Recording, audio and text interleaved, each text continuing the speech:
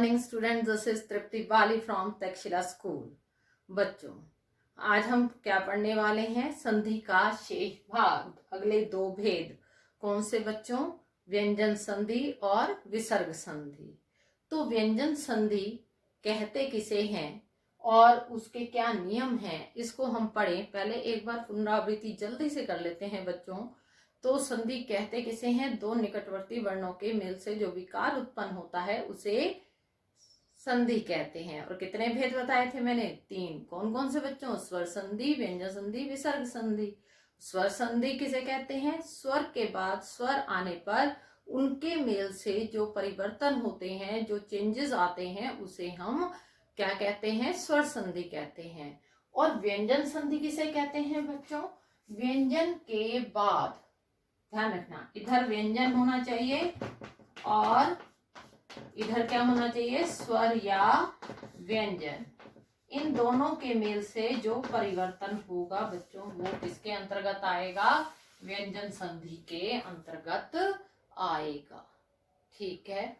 व्यंजन के बाद स्वर या व्यंजन आने पर, अर्थात हमारा जो पूर्व पद है वो व्यंजन होना चाहिए और जो उत्तर पद का प्रथम वर्ण है वो क्या होना चाहिए? स्वर या व्यंजन। तो उनके मेल से जो विकार उत्पन्न होता है उसे व्यंजन संधि कहते हैं। तो बच्चों, अब इसके पढ़ेंगे हम नियम और उससे संबंधित उदाहरण। सबसे पहला नियम है बच्चों, वर्ग के पहले अक्षर। आपने वर्ग पढ़ा है, आपको जो पहले लेसन करवाए गए उसमें वर्ग बताए गए कि कितने होते हैं? 5। कौन कौन से होते हैं? क वर्ग, च वर्ग, ट वर्ग, त वर्ग और प वर्ग। ठीक है बच्चों। तो 5 वर्ग होते हैं और पांचों, प्रत्येक वर्ग में कितने वर्ण होते हैं? 5 होते हैं। तो वर्ग के पहले अक्षर, तो पहला अक्षर क्या होगा हमारा? क, च, ट, त, प के बाद कोई स्वर या य, र, ल, व में से कोई भी आए तो अक्षर अपने ही वर्ग के, अगर क आ रहा है बच्चों तो अपने ही वर्ग का क्या हो जाएगा? वो घ। अगर च आ रहा है तो अपने ही वर्ग का झ, ट आ रहा है तो ड, त आ रहा है तो द, प आ रहा है तो ब। मतलब अपने ही वर्ग का तीसरा वर्ण। ठीक है बच्चों। जैसे उत जमा अय। ध्यान से देखना बच्चों। अब क्या बोला हमने? कोई स्वर या य, र, ल, व में से कोई भी आ जाए। ध्यान से, इनमें से कोई भी आ जाए। किसके बाद? किसी भी वर्ग के पहले। ये पहला हो गया त। इसके बाद क्या आ गया? स्वर आ गया। इसका मतलब जो ये है बच्चों व्यंजन, ये अपने ही वर्ग के तृतीय वर्ण में परिवर्तित हो जाएगा। तो ता का क्या बन गया? द। तो क्या बन गया? उदय।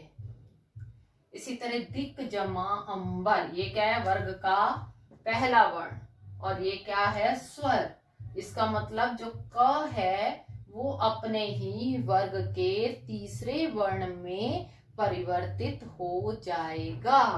तो क्या बन गया? दिगंबर। इसी तरह अच जमा अंत। अच से क्या बनेगा बच्चों? ये च है, वर्ग का पहला वर्ण है, तो अपने पहला वर्ण है वो वर्ग के तीसरे वर्ण में परिवर्तित हो जाएगा। तो क्या बन जाएगा? अजंत। इसी तरह षट जमा विकार, षड विकार। आया बच्चों समझ में? करें दूसरा नियम। क्या नियम है बच्चों अगला? वर्ग के पहले वर्ण के बाद यदि म या न आए तो वह अपने वर्ग के 5वें वर्ण में परिवर्तित हो जाता है। क का 5वां वर्ण कौन सा होता है बच्चों? ये हो गया। क वर्ग में जो 5वां आता है वो कौन सा आता है? पहला ये और 5वां ये। च वर्ग में कौन सा आता है बच्चों? ये। और ट में कौन सा आता है? ट वर्ग वाले में ये। इसी तरह त वाले में क्या आता है? ये। प वाले में क्या आता है हमारा? ये।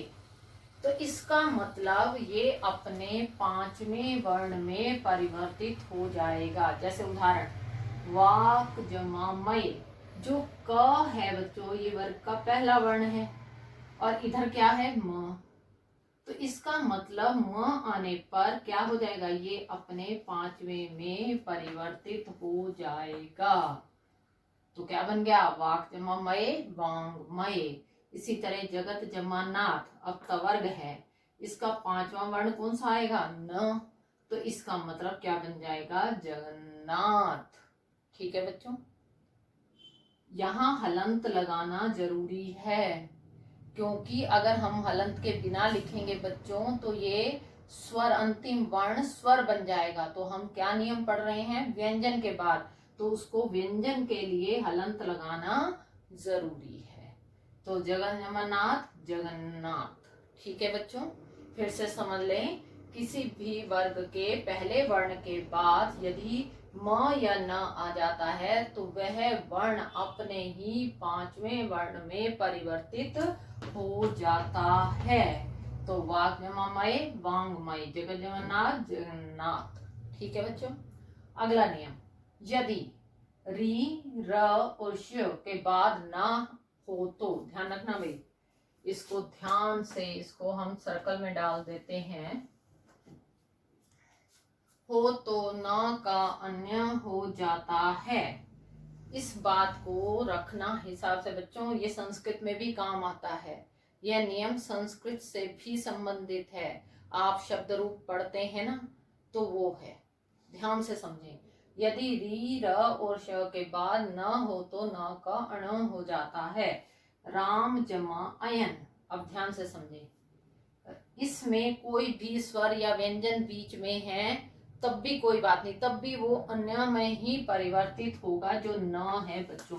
ध्यान रखना, चाहे बीच में कोई भी स्वर आ रहा है, व्यंजन आ रहा है, अगर उस शब्द में अगर है पहले वाले में पूर्व पद में और दूसरे वाले में न है, तो न जो है अन्य में परिवर्तित हो जाएगा। ये है राम जमा अयन। ये क्या है, इस शब्द में है र है, तो इसका मतलब यहाँ पर क्या है, न। तो अगर न के हो तो क्या हो जाता है, र, यहाँ पर न का अन्य हो जाता है, तो क्या बन जाएगा, रामायण। क्या बन गया, रामायण। इसी तरह यहाँ पर क्या है, र है, इस पूर्व पद में र है, इधर क्या है, न है, तो बच्चों जब हम इसकी संधि करेंगे तो र है, तो ये न जो है अण में परिवर्तित हो जाएगा, तो क्या बन जाएगा, परिमाण। तो एक बार जल्दी से समझें, यदि री र और श के बाद न हो तो न का अन्य हो जाता है।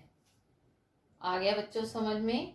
अगला, यदि म के बाद क्या हो, क से म तक कोई भी व्यंजन आए तो म उसी वर्ग के अंतिम वर्ण या अनुस्वार में बदल जाता है। आजकल बच्चों अनुस्वार का ही प्रयोग होता है, हम पंचम वर्ण नहीं लगाते हिंदी में, पर संस्कृत में पंचम वर्ण ही लगता है। तो क्या नियम है, म के बाद यदि क से म तक कोई भी व्यंजन आए तो म उसी वर्ग के अंतिम वर्ण या अनुस्वार में बदल जाता है। जैसे सम जमा तोष, अब क्या हुआ कि म के बाद क्या आ रहा है, क से म तक कोई भी आ जाए, कोई भी, क ख ग घ च छ ज झ कुछ भी आ जाए बच्चों यहाँ पर, तो ये जो म है इसी वर्ग का जो यहाँ पर है उसी वर्ग के पंचम वर्ण में या अनुस्वार में परिवर्तित हो जाता है। अनुस्वार का चिन्ह क्या होता है, बिंदु, तो क्या बन गया, संतोष। नहीं तो त का पंचम वर्ण न, संतोष, या तो ऐसे लिख सकते हैं या ऐसे लिख सकते हैं, दोनों ठीक है बच्चों। सम जमा चय, अब च का क्या होता है पंचम वर्ण न्य, तो क्या बन जाएगा, संचय, या तो अनुस्वार लगा दो या उसी वर्ग का पंचम वर्ण। तो बच्चों मैंने अभी क्या बताया कि हिंदी में अनुस्वार का प्रयोग होता है, पंचम वर्ण का नहीं, और संस्कृत में पंचम वर्ण का ही प्रयोग होता है। दोबारा बताया मैंने बच्चों, ध्यान रखना। अगला नियम, त के बाद यदि ल हो तो, त के बाद यदि ल हो तो त का ल हो जाता है। त के बाद अगर च या छ हो तो त का ज हो जाता है। इसी तरह त के बाद ज या झ हो तो त का ज हो जाता है। कैसे, देखो जरा, उत जमा लेख, यहाँ पे ल है बच्चों, तो ये त है वो ल में परिवर्तित हो जाएगा हलंत के साथ। ध्यान रखना, तो हलंत के बिना लिखना हो तो हम ऐसे लिखते हैं, उल्लेख, उत जमा लेख उल्लेख। इसी तरह उत जमा लास उल्लास। उत जमा ज्वल, आप उज्ज्वल के स्पेलिंग गलत लिखते हो ना, वर्तनी संबंधी अशुद्धि होती है ज्यादातर बच्चों की, पर ध्यान रखना ये क्या हो जाता है, ज में परिवर्तित हो जाता है। और हलंत के साथ लिखते हैं तो ज को हलंत लगा देंगे, नहीं तो ऐसा लिखा जाता है। तो क्या कहते हैं इसे, उज्ज्वल। ठीक है बच्चों, फिर से समझ लें, त के बाद ल हो तो त का ल, त के बाद च हो या छ हो तो त का च, त के बाद ज या झ हो तो त का ज हो जाता है। और हमने क्या उदाहरण पढ़े अभी, उत जमा लेख, उत जमा लास, उत जमा ज्वल, ये सारे क्या हैं हमारे इसी से संबंधित उदाहरण हैं। आया बच्चों समझ में? अब मैं इससे संबंधित प्रश्न करूं बच्चों, करोगे आप अभ्यास? चलो करते हैं। प्रश्न 1, संधि कीजिए। षट जमा आनन, षट जमा आनन, अप जमा ज, तत् जमा लीन, सम जमा पूर्ण, प्र जमा मान। इनके आपने संधि करनी है, इनको जोड़ना है। संधि विच्छेद करने मतलब अलग अलग करना है। सच्चरित्र, उच्चारण, सन्मार्ग, संकल्प और षण्मुख, ये बच्चों आपको अपनी फिर कॉपी पर करने हैं, जो ये क्वेश्चन पूछे गए हैं। ठीक है बच्चों, और साथ में ध्यान रखें ये भी लिखना जरूरी है। आप सिर्फ उत्तर उत्तर ना लिखें, पहले इसको लिखें, उसके बाद उसका उत्तर बराबर करके लिखें। ठीक है बच्चों, अब पढ़ेंगे कौन सी, विसर्ग संधि। विसर्ग संधि, विसर्ग संधि होती क्या है बच्चों, जब विसर्ग के बाद स्वर या व्यंजन आ जाए, उन दोनों के मेल से जो परिवर्तन होता है उसे विसर्ग संधि कहते हैं। क्या बताई मैंने परिभाषा बच्चों, विसर्ग के, विसर्ग का चिन्ह क्या होता है, ये होता है विसर्ग का चिन्ह। विसर्ग के बाद क्या आ जाए, स्वर आ जाए या व्यंजन आ जाए, उन दोनों के मेल से क्या होता है, जो परिवर्तन आता है उसे विसर्ग संधि कहते हैं। अब नियम क्या कहता है बच्चों, विसर्ग के बाद र होने पर विसर्ग का लोप हो जाता है, पूर्व स्वर दीर्घ हो जाता है। कैसे, समझें इसको, क्या कह रहा है, र होने पर विसर्ग के बाद, ये विसर्ग है हमारी, इसके बाद र है, तो विसर्ग का लोप हो जाता है, मतलब विसर्ग खत्म हो जाती है, बीच में से लुप्त हो जाती है, गायब हो जाती है।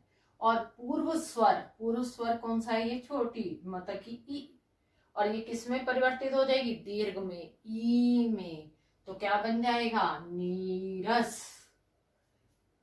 विसर्ग का लोप हो जाएगा और पहले जो स्वर है अगर वो रस स्वर है तो वो दीर्घ स्वर में परिवर्तित हो जाएगा, तो क्या बन जाएगा, नीरस। इसी तरह नि जमा रोग, तो क्या बन जाएगा, नीरोग, दीर्घ हो गया बच्चों। तो क्या नियम है ये हमारा, विसर्ग के बाद अगर र हो तो विसर्ग का लोप हो जाता है और पूर्व स्वर दीर्घ हो जाता है। नियम के हिसाब से समझ में आया बच्चों, ये विसर्ग फिर से बता रही हूँ, ये विसर्ग है, इसके बाद र है, इसका मतलब इसका तो हो गया लोप, और जो ये क्या है हमारी ई है, ह्रस्व ई है, वो दीर्घ में परिवर्तित हो जाएगी। नीरस, नीरज, नीरोग, ये शब्द इसी से बनते हैं बच्चों। नियम अगला, विसर्ग से पहले अ हो तो, विसर्ग से पहले अ हो तो, न के साथ क्या जुड़ा हुआ है, अ, तो अ हो तो बाद में किसी भी वर्ग का तीसरा, चौथा, पांचवा वर्ण। अगर हम वर्ग का कहते हैं तो तीसरा, चौथा, पांचवा कौन सा होगा बच्चों? हम पूरे पहले पांचों वर्ण बोलते हैं, क, ख, ग, घ, न। तो तीसरा कौन सा हुआ? ग। फिर क्या हुआ? घ। फिर क्या हुआ? न। तो ये क्या हो गया? इन तीनों में से कोई भी आ जाए या य, र, ल, व में से भी आ जाए तो विसर्ग का ओ हो जाता है। क्या हो जाता है? ओ हो जाता है। जैसे मन है जमारत, र आ गया तो विसर्ग क्या क्या बन गया? ओ। तो क्या बन जाएगा? मनोरथ। मन है जमाज, मनोज। मन है जमा रंजन, मनोरंजन। तप है जमा बल, तपोबल। ठीक है बच्चों, ये मुख्य नियम थे इसके, मैंने आपको समझाए। तो अब इससे संबंधित प्रश्न भी मैं आपसे पूछूंगी। ठीक है बच्चों, इन दोनों से संबंधित, ये मुख्य हैं आपकी विसर्ग संधि में। ये अब मैं आपसे इससे संबंधित नियम पूछूंगी। तैयार हैं आप?